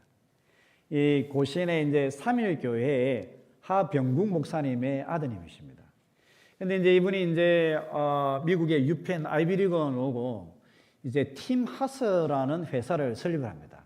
팀 하스를 회사에 설립해가지고 이 회사는 어떤 회사냐면 미국 공공 건물이나 사기업의 주차장을 건설하는 건립하는 그런 회사입니다.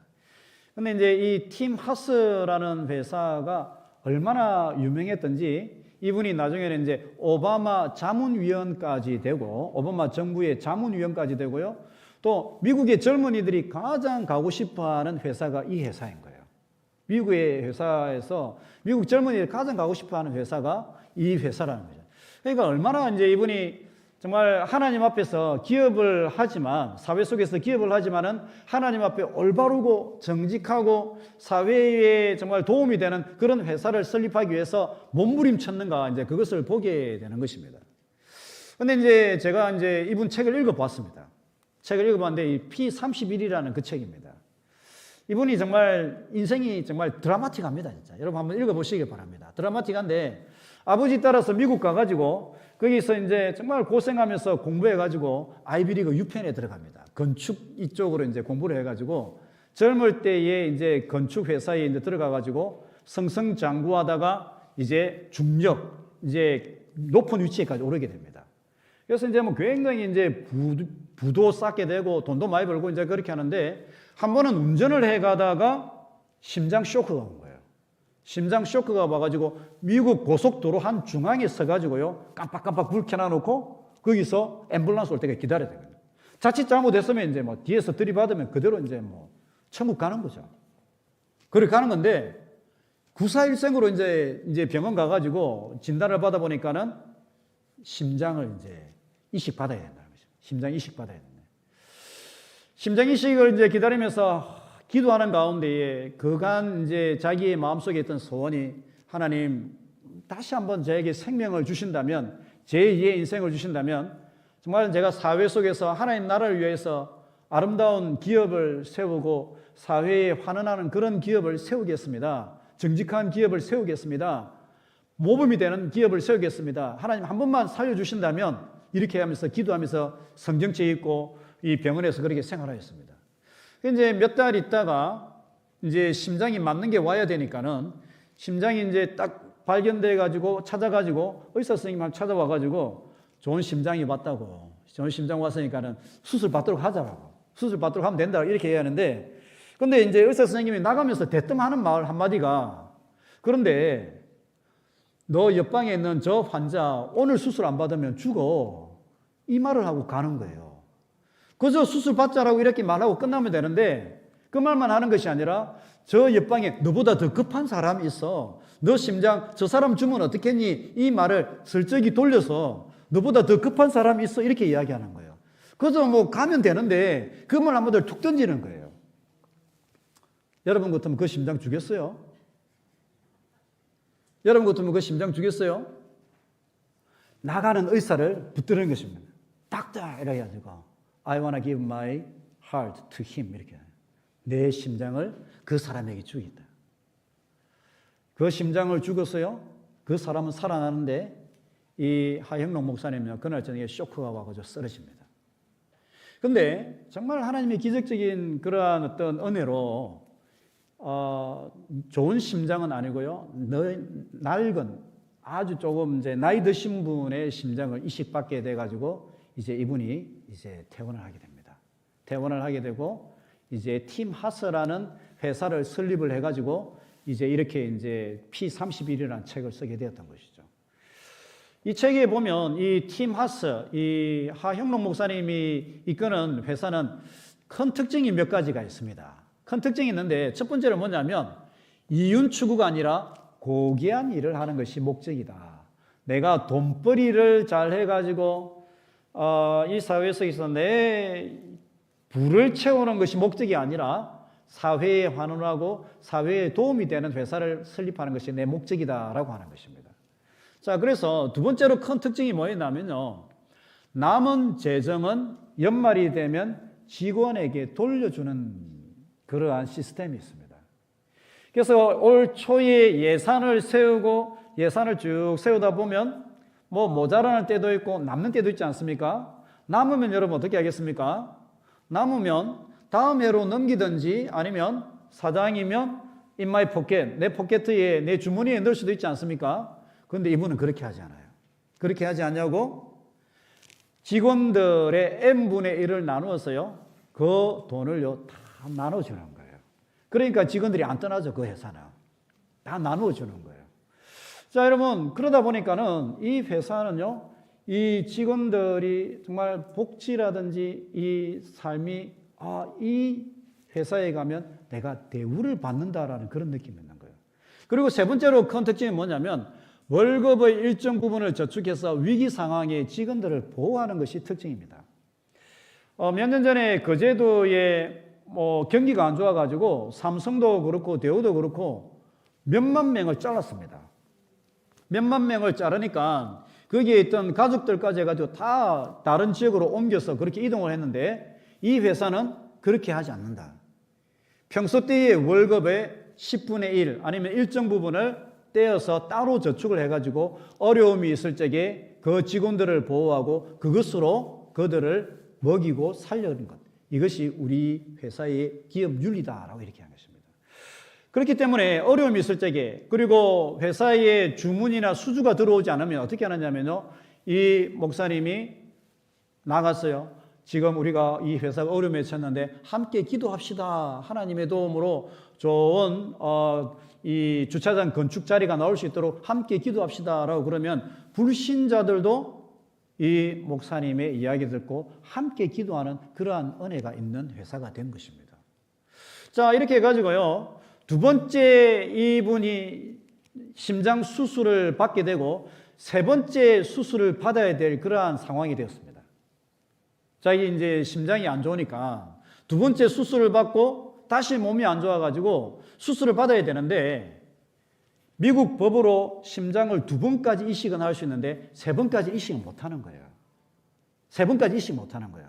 그런데 이 목사님이, 이 하형록 목사님이 찾아가서 내가 몸이 너무 안 좋고 세 번째 수술을 받아야 된다라고 하니까는 의사가 뭐라고 이야기하냐면 원래는 미국 법으로는 심장을 두 번까지 이식받을 수 있는데 너는 예전에 좋은 심장을 다른 사람에게 양도했기 때문에 나는 한 번 더 수술을 받고 이 양을 받을 수 있다라고 이렇게 하는 겁니다. 그래서 이분이 다시 세 번째 심장을 받게 되고요. 그러면서 하나님의 은혜가 God's favor, 하나님의 은혜가 내 삶 가운데 임하였다라고 그렇게 이야기하는 거예요. 자, 여러분 우리가 그 사람이 어떤 사람인가라는 것을 볼 적에는 우리가 어떻게 하면 그 사람을 알 수 있을까? 심리학자들은 뭐 술을 먹여보면 알 수도 있을 것이다. 아니면 뭐 밥 먹는 그런 모습을 보면 알 수도 있을 것이다 라고 하는데요. 그 사람의 어떤 진정한 영성과 진면모는 어디에서 나타나느냐?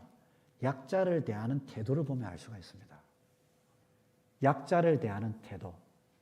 우리 주변에서 기업체에서 함께 일하는 분들 또 우리 공동체 내에서 조금 아웃사이더, 곁으로 도는 그런 분들을 어떻게 우리가 대하느냐 그것을 보면 그 사람의 영성을 알 수 있다라는 것이죠.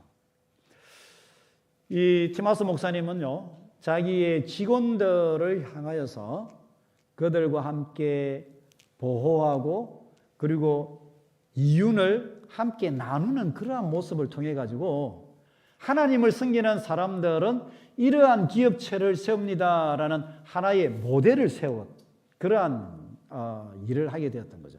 그래서 이제 미국 자문의원도 대통령 자문위원도 되고 그리고 미국 젊은이들이 가장 함께하고 싶은 그런 이제 회사가 되었던 것입니다, 여러분. 이런 분들이 남은 자의 삶을 이 사회 속에서 구현해내기 위해서 이제 노력하고 살아내는 그러한 모습이다라고 저는 보고 있습니다. 오늘 귀한 시간 내어주셔서 진심으로 감사를 드립니다, 여러분.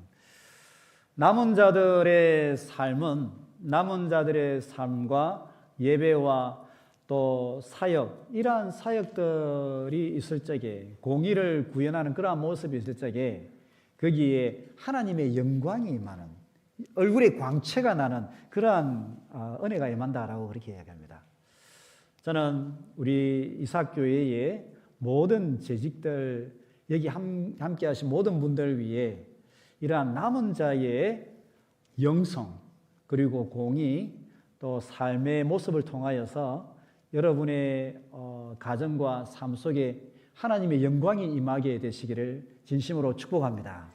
또한 우리 이삭교회를 통하여서 세우신 대제사장과 같은 우리 담임 목사님 그리고 귀하게 세우신 우리 장로님들 또 여기에 함께한 우리 중직자들을 통하여서 남은 자의 사역 목사님과 장로님과 우리 중직자들이 성도들이 함께 은혜 받아서 울며 감동하고 신앙 고백이 회복된 이러한 사역들을 통하여서 이 지역 두실 지역과 이 노포 지역과 이 부산 지역에 하나님의 구원의 모델을 보여주는 아름다운 교회, 영광의 강체가 나는 그러한 교회로 우뚝 솟아나기를 그런 축복의 역사가 머지않아 지금도 일어나고 있고 또한 더욱더 흥황하게 되는 그러한 하늘의 역사가 일어나기를 진심으로 축복하면서 이 강의를 마치도록 하겠습니다. 감사합니다.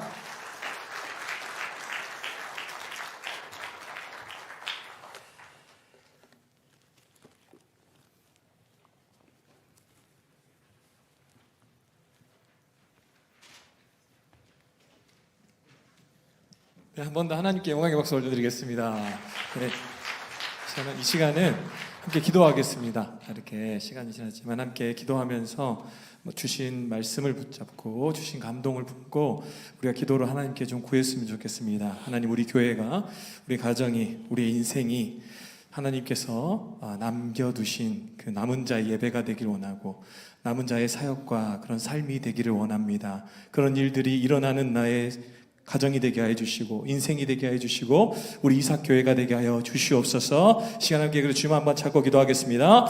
주여, 아버지 하나님 감사합니다. 하나님, 우리 시대 가운데 아버지 하나님 우리를 살아가게 하시는 아버지, 우리에게 믿음 주셔서 하나님의 사람으로 우리가 아버지 하나님 그렇게 서게 하심을 감사드립니다. 주님, 이 땅에 무너진 것, 아버지 무너진 예배, 무너진 가정들, 무너진 교회들을 주님 우리가 바라봅니다. 주님, 성령님 친히 회복시켜 주시고 새롭게 하여 주시기를 원합니다. 다스리시고 주님 세워 주시길 원합니다. 하나님, 남은 자들의 예배가 주님 우리의 모임 가운데 아버지 하나님 우리 공동체 안에 일어나길 원합니다. 주님, 남은 자들의 사역이 아버지 우리 가운데서 이루어지기를 원합니다. 우리의 순종으로 말미암아 주님 일어나기를 원합니다. 아버지, 남은 자들의 삶, 이제 우리가 그루터기 아버지 하나님 의의 나무가 되어서 하나님의 공의로운 백성들이 되는 복된 아버지 우리의 인생이 될 수 있도록, 그런 참된 예배자들 될 수 있도록, 참된 그리스도인이 될 수 있도록 주님 도와주시옵소서. 아버지 하나님, 우리의 삶 가운데 주님 역사해 주시기를 원합니다. 아버지, 우리 안에 가난한 자, 갇힌 자, 포로된 자, 슬픈 자, 주님 노임받고 자유함받고 아버지 하나님 위로받는 은혜를 허락하여 주시길 원합니다.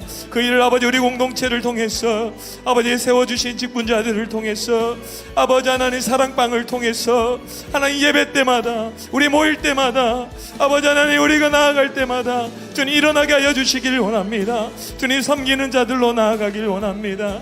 하나님의 은혜가 그렇게 희생하며 주님 인내하며 주님 아버지 하나님 품는 자가 되길 원하오니 아버지 하나님 역사해 주시옵소서. 하나님 나라를 바라보길 원합니다. 주님 새 창조가 우리 가운데 일어나길 원하며 하나님의 구원과 회복과 치유